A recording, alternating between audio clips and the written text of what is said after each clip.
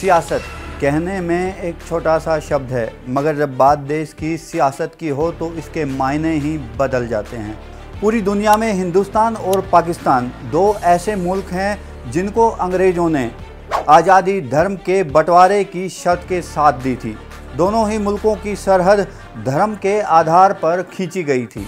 सन 1950 में सेकुलर होने की दुहाई देने वाले तत्कालीन प्रधानमंत्री पंडित नेहरू ने तत्कालीन राष्ट्रपति डॉक्टर राजेंद्र प्रसाद को सोमनाथ मंदिर के जीर्णोद्धार के उद्घाटन समारोह में उपस्थित न होने की नसीहत दे डाली। लेकिन जब डॉक्टर राजेंद्र प्रसाद ने पंडित नेहरू की इच्छा के विरुद्ध कच्छ में सोमनाथ मंदिर के जीर्णोद्धार उद्घाटन समारोह में जाने का फैसला ले लिया तो पंडित नेहरू राजेंद्र प्रसाद की इस अवज्ञा से इतने नाराज हो गए कि उन्होंने सूचना मंत्रालय को एक संदेश जारी किया। संदेश में लिखा कि सोमनाथ मंदिर के उद्घाटन समारोह में डॉक्टर राजेंद्र प्रसाद द्वारा दिए गए किसी भी भाषण को सरकारी माध्यमों से कवर ना किया जाए।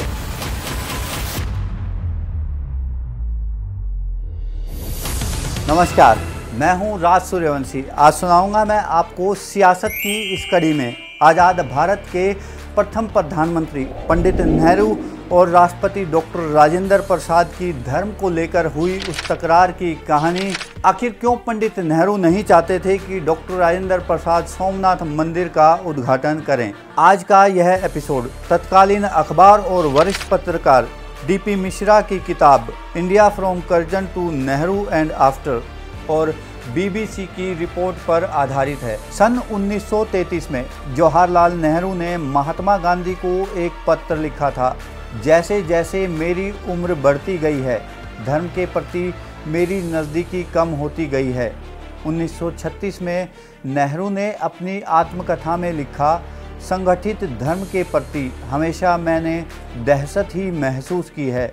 मेरे लिए हमेशा इसका मतलब अंधविश्वास, पुरातन पंथ, रूढ़िवादिता और शोषण से रहा है, जहां तर्क और औचित्य के लिए कोई जगह नहीं है। 9 नवंबर 1947 को जूनागढ़ का विलय भारत में कराने के बाद सरदार पटेल ने महात्मा गांधी से सोमनाथ मंदिर के जीर्णोद्धार की बात की। यह वही मंदिर था जिसे 10वीं शताब्दी में मोहम्मद गजनवी ने कई बार लूटने के बाद उसे निस्तो नाबूद कर दिया था। महात्मा गांधी इस बात से सहमत थे, मगर उन्होंने एक शर्त रखी। उन्होंने कहा कि केंद्र सरकार इसके लिए कोई भी पैसा नहीं देगी। सरदार पटेल भी उनकी बात से सहमत थे। उन्होंने महात्मा गांधी को आश्वासन दिया कि मंदिर की पुनः स्थापना लोगों द्वारा दिए गए दान से होगी। बाद में नेहरू की कैबिनेट ने भी इसकी मंजूरी दे दी। मंदिर के पूर्ण निर्माण का कार्य सरदार पटेल की देखरेख में ministry of power and work के तत्वाधान में शुरू हुआ। सन 1950 में सरदार पटेल के निधन के बाद मंदिर का काम KM. Munshi, minister of food and agriculture ने देखा। कैबिनेट की एक मीटिंग में पंडित नेहरू ने के.एम. मुंशी को कहा, मुझे तुम्हारा सोमनाथ मंदिर पुनर्निर्माण कराना अच्छा नहीं लगा, क्योंकि यह हिंदुओं का पुनर्जागरणवाद होगा। अगले ही दिन मुंशी ने एक पत्र द्वारा नेहरू को लिखा कि कल आपने कैबिनेट में मुझे हिंदुओं के पुनर्जागरणवाद व सोमनाथ के पुनर्निर्माण के साथ जोड़ा था।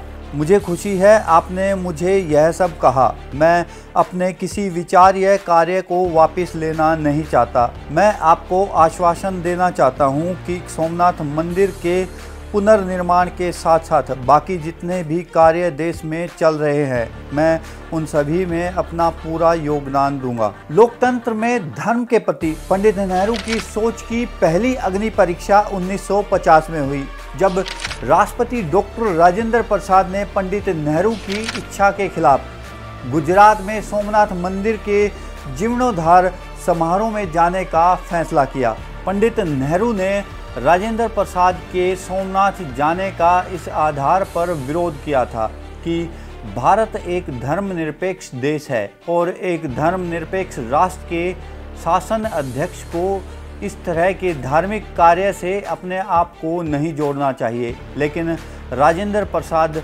पंडित नेहरू की इस सलाह से सहमत नहीं थे।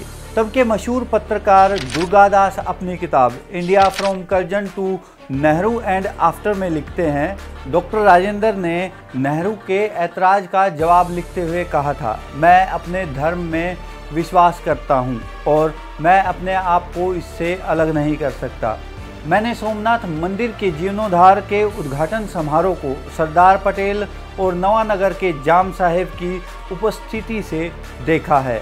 हाल ही में वरिष्ठ पत्रकार साकेत गोखले ने भी ट्वीट कर लिखा, 2 मई 1951 को पंडित नेहरू ने सभी राज्यों के मुख्यमंत्रियों को खत लिखा और कहा कि सोमनाथ मंदिर का उद्घाटन सरकारी कार्यक्रम नहीं है और भारत सरकार का इससे कोई लेना देना नहीं है। डॉक्टर राजेंद्र प्रसाद ने 11 मई 1951 को सोमनाथ मंदिर का उद्घाटन पंडित नेहरू के खिलाफ जाके किया।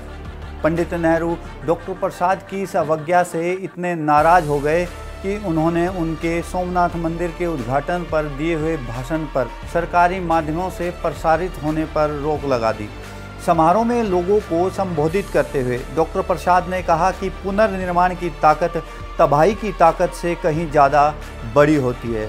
इन लाइनों के अपने आप में बड़े मायने हैं और पंडित नेहरू ने हमेशा अपने आप को सोमनाथ मंदिर के कार्यक्रम और जीर्णोद्धार से दूर रखा।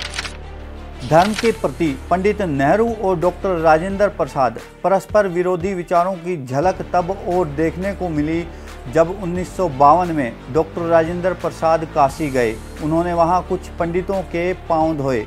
पंडित नेहरू ने डॉक्टर राजेंद्र प्रसाद को उनके इस कृत्य पर नाराजगी भरा पत्र लिखकर अपना विरोध जताया। इस पत्र का जवाब देते हुए डॉक्टर राजेंद्र प्रसाद ने लिखा कि इस देश के सबसे बड़े पद पर बैठा व्यक्ति भी आदित्य की मौजूदगी में बहुत नीचे आता है।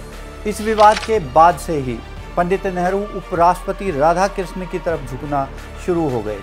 आपको सियासत पर मेरा यह एपिसोड कैसा लगा मुझे कमेंट कर ज़रूर बताएं और चैनल को अभी तक सब्सक्राइब नहीं किया है तो चैनल को सब्सक्राइब ज़रूर कर लें और साथ ही बेल आइकन को ऑन कर लें ताकि आने वाले मेरे सभी एपिसोड का नोटिफिकेशन आपके पास आ जाए।